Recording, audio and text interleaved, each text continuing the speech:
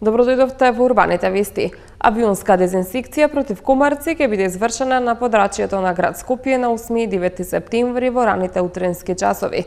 Доколку временските услови не го дозволуваат тоа, авионската дезинсекција ќе се изврши првиот нареден ден кога временските услови ќе бидат поволни. Град Скопје ги известува пчеларите на времено да ги преземат потребните мерки за заштита на пчелите. Ова беше најава за денешните урбани вести. Во продолжение следува генералната најава, потоа се враќаме со денешните настани. Свечено отворена јапонската амбасада во Скопје. Одбележан светскиот ден на првата помош. Почнува одбележувањето на денот на независноста. Денеска со свечена церемонија се отвори амбасадата на Јапонија во Скопје. На свеченоста се изведе церемонијата Кагами Бираки, кршење на буре со саке, а присутните наздравија со јапонско виски за успешно продолжување на билатералните односи помеѓу двете земји. Со изведување на церемонијата Кагами Бираки, кршење на буре со саке, како символ на отворање кон хармонија и среќа, денеска во Скопје официјално се отвори амбасадата на Јапонија. На свеченоста присуствуваа државниот министер за надворешни работи на Јапонија, Казујуки Накане, и јапонскиот амбасадор Кейко Ханеда, кои заедно со присутните наздравија со јапонско виски за успешно продолжување на билатералните односи меѓу двете земји, кои според амбасадорката одсекогаш биле одлични. Тимот на амбасадорката, која е прва жена амбасадор на Јапонија на Балканот, се состои од 4 лица од Јапонија и 8 локално вработени лица од Македонија. Заменик министерката на Министерството за надворешни работи на Македонија, Арта Точи, рече дека отворањето на јапонската амбасада е само последното камче во мозаикот започнат пред 23 години. Можноста да се говори на свечаности со кои се испишува историја се многу ретки. Ова церемонија денес е токму еден таков историски момент за македонско-јапонските односи. Отварање на амбасадата на Јапонија во Скопје. Иако на многумина од вас овој свечен настан можеби личи на оделна целина сама за себе, тој всушност е само последното камче во мозаикот кој го започнавме пред 23 години. Овие две декади ги одбележа изворедни официјални билатерални односи кои беа темелени на историското пријателство на две народи со исклучително долга историја и традиција. Република Македонија и Јапонија воспоставија дипломатски односи во март 1994 година. Амбасадата на Република Македонија во Токио е официјално отворена во мај 2013 година, а првиот резидентен амбасадор во Јапонија, Андријана Цветковиќ, ги предаде акредитивните писма на јапонскиот император Акихито во декември 2014 година. Јапонија досега активно ја поддржува Македонија на повеќе полиња, преку обезбедување грантови за здравство, образование и развој на локалните заедници и инфраструктура, како и техничка поддршка преку програми за размена. Презентирана програмата за одбележување на Денот на независноста. Деталите ќе ги дознаете подоцна во вестите.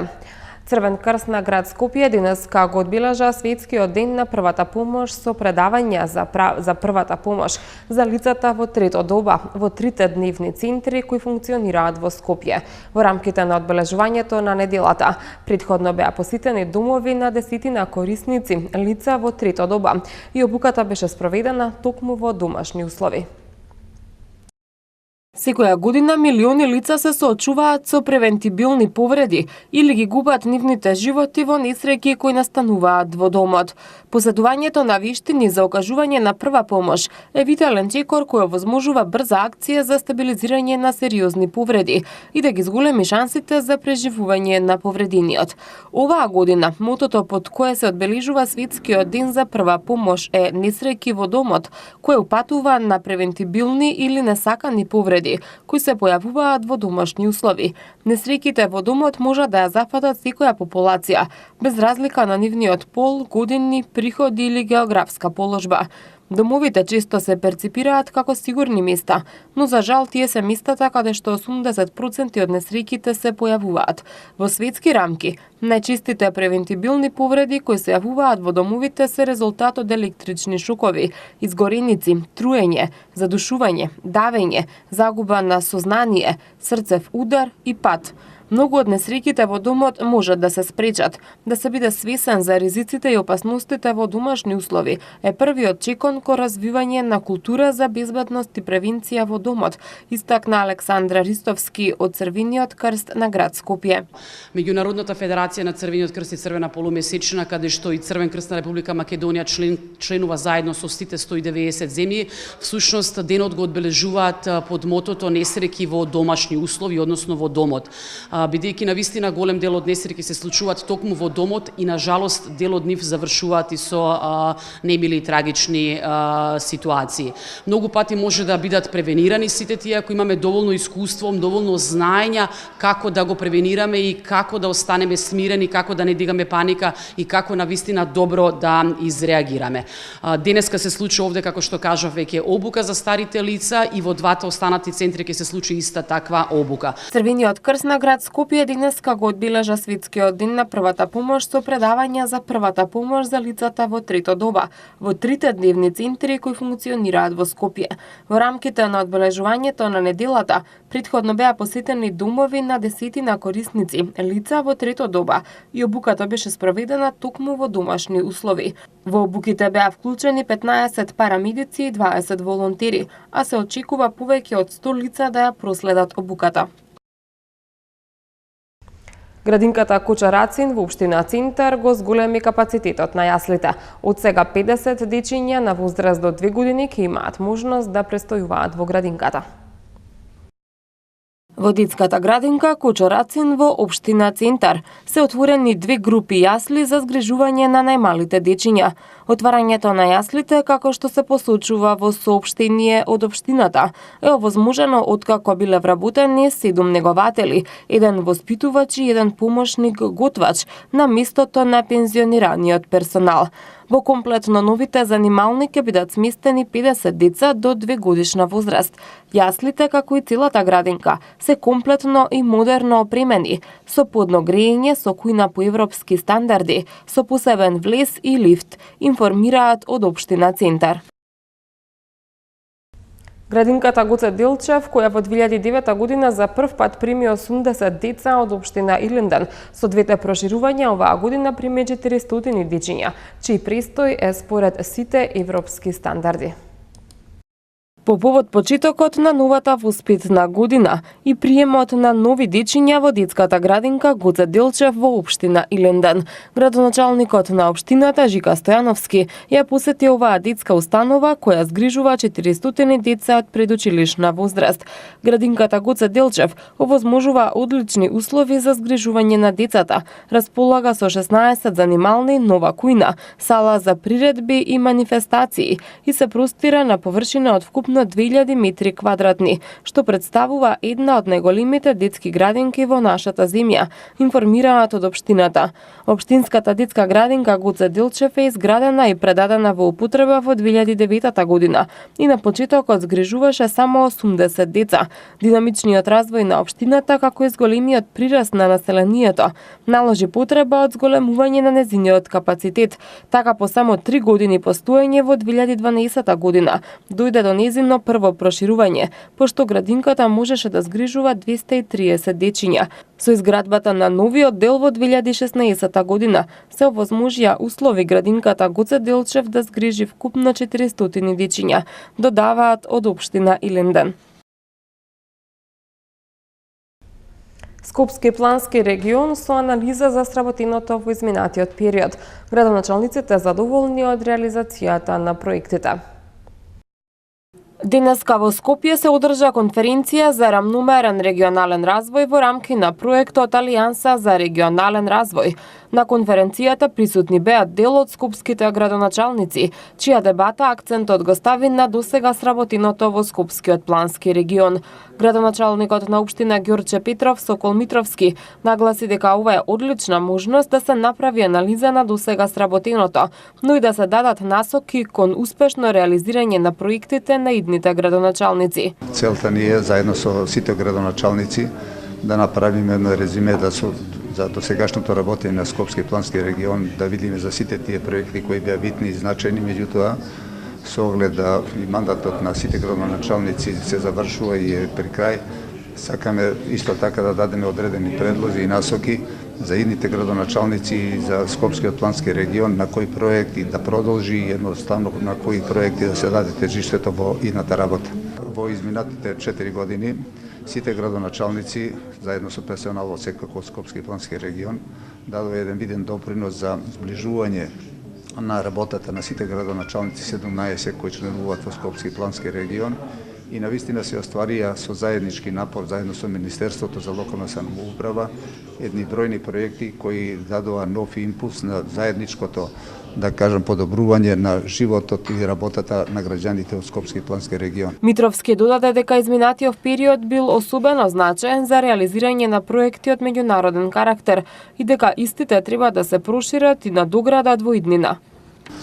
Посебно сакам да нагласим дека Скопски плански регион има исто така една битна и значајна соработка на меѓународен карактер за меѓуграничната соработка. Отпочнавме со Република Косово таа соработка, меѓутоа таа соработка сакаме да се прошири и со другите, да кажам, региони и другите држави во окружување, затоа што навистина има проекти кои се од заеднички интереси, за кои постојат финансиски средства, да кажам, од меѓународната заедница.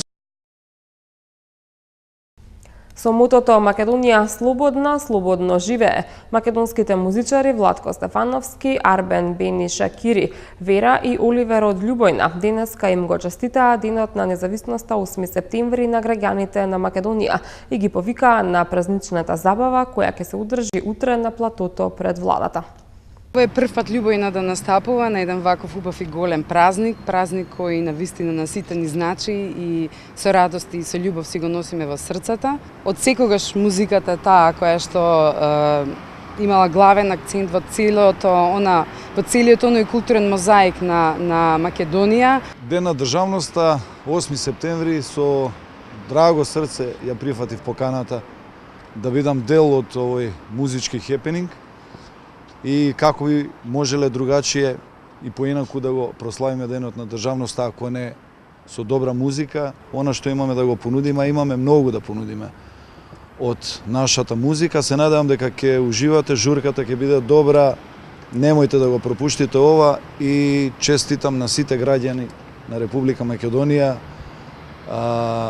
денот на државноста 8 септември. И мене ми е драго што на еден ваков начин со еден голем концерт, рок концерт, ако сакате, го одбележуваме празникот. Тоа зборува за едно ново чувство и за еден нов дух кој во моментов е присутен во Македонија. Инаку да ви се пофалам дека јас бев еден од оние што пред 26 години беа на сцената кога се прогласуваше независноста на Македонија и тогаш свирев. И драго ми е што сум се уште жив и здрав и што ќе можам и утре да свирам и да се обратам на пошироката скопска и македонска публика.